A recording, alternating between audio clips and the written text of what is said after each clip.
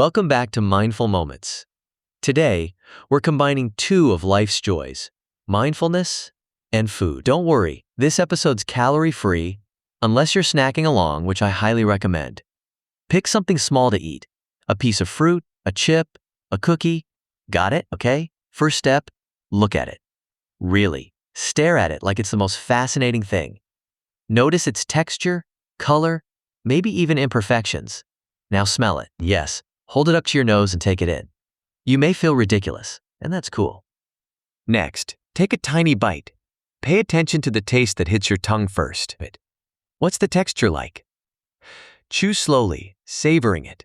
Notice how the flavor changes as you chew and finally swallow. This might sound funny, but eating like this transforms a rushed meal into a full-on experience. Plus, it's harder to stress eat your way through junk food when you're focused on every bite. That's mindful eating, folks. Try it at your next meal or snack. You might just rediscover how delicious life can be. Until next time, eat slowly and savor the moment. Welcome back to Mindful Moments. Today, we're breaking out the good old-fashioned pen and paper for a gratitude journaling session.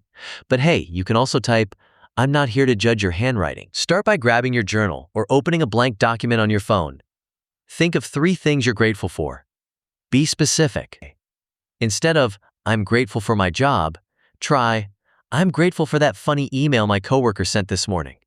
Next, reflect on why these things matter to you. How do they make your life better, even in small ways? Writing it out helps you focus on the positive and keeps your brain from spiraling into "what's wrong with my life" mode of this. And don't stress about being deep or poetic. Gratitude is about authenticity, not perfection. Even if your gratitude list includes pizza delivery, go for it. That's gratitude journaling.